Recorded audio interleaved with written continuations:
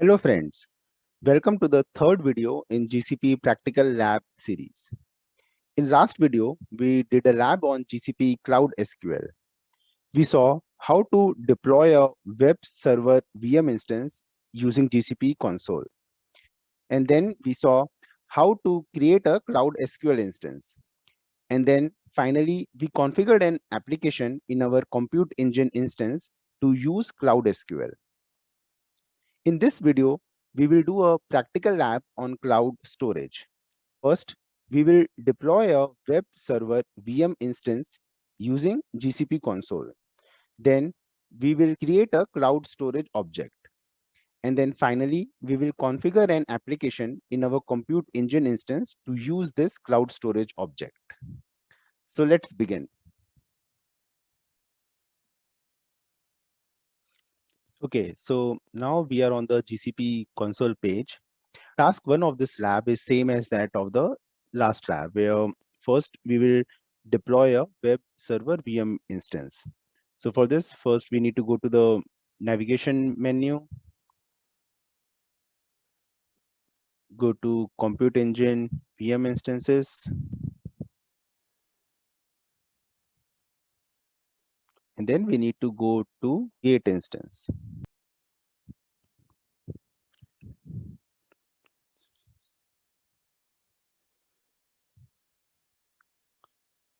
Now we will fill various metrics like we did in the last lab, the name, log host,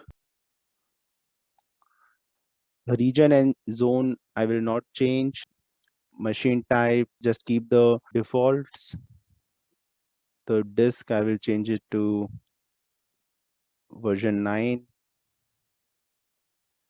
For identity and API access, just leave the defaults unmodified. For firewall, select allow HTTP traffic. Now go to this. We want to deploy a web host. So I will enter few values in the startup script. I will share all these commands in the description, so you can use from that.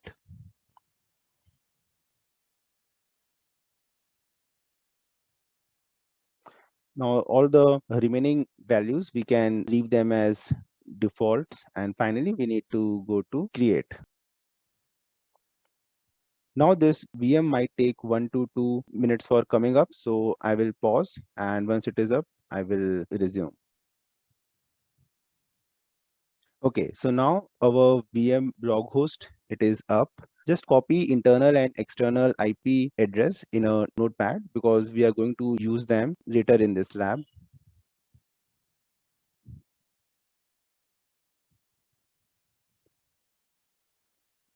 Now I will copy the external IP. Okay, so our task 1 is done. Now moving to task 2, we have to make a cloud storage bucket using the gsutil command line. So on your toolbar, you will find this activate cloud shell. So we will start the cloud shell. Continue.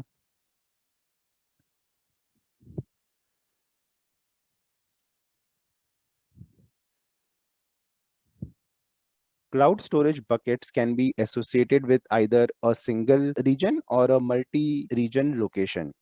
For convenience, just enter the one location into an environment variable called location.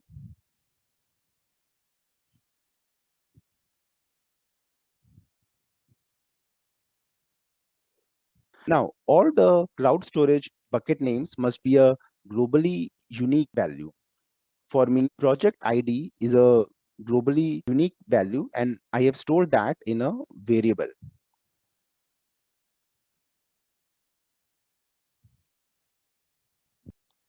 Now, you can choose any value like your email ID. We will enter a command and we will make a bucket named after this variable.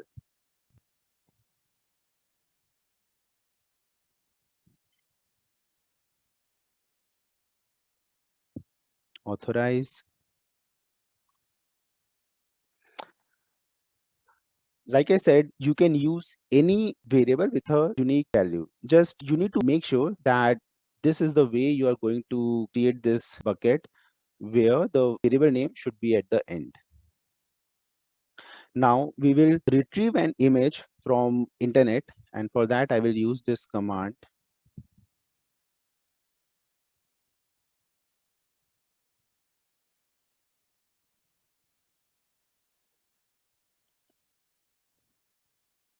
Okay, and now we will copy this image to our new cloud storage bucket.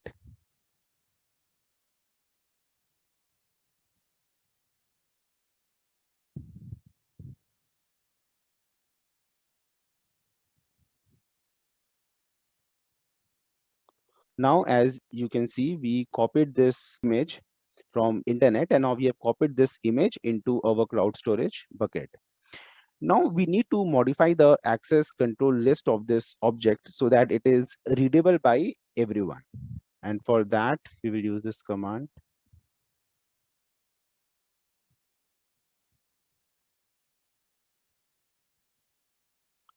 So this R means that we are giving permission of read to all users. So just to recap, we made a cloud storage bucket. We copied an image from internet and we stored it inside our bucket. Now we can also confirm this by going to GCP console. Okay, so I will just exit from this. So if we go to the GCP console, go to the navigation menu, go to cloud storage, browser. This is my bucket name. So if I go inside this, this is the object, the image which I copied in my bucket. You will see we have public IP for this. We'll copy the URL and we will store this here. Now, if you don't see this link, just try refreshing the web browser.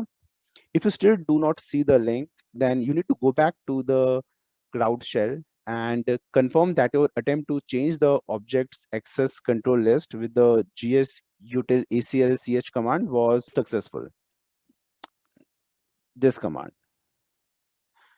It might be that this command has failed and that's why you are not seeing this link. So now at the end of our task 2 and coming to the third task, we have to configure an application in our Compute Engine instance to use this cloud storage object. So we will go back to the Compute Engine and our VM instance.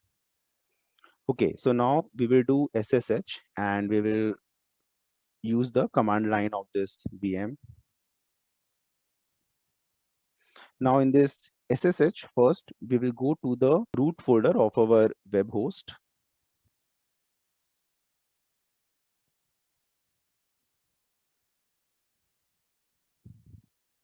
Now we will use the nano text editor to edit a file called index.php.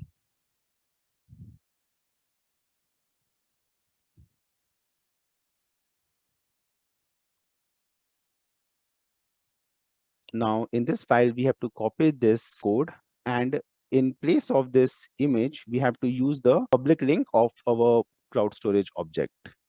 So I will just remove this and I will copy this.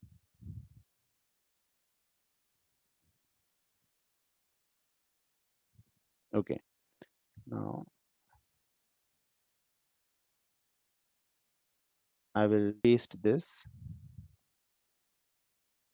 I will press Ctrl O for saving this, and for exiting, I will use Ctrl X. Now we need to restart the web browser.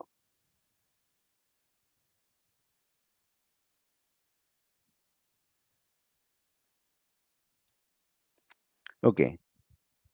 We will go back to our web browser, just open a new tab, and the external IP address of the VM which we copied, we have to use this and we will open it.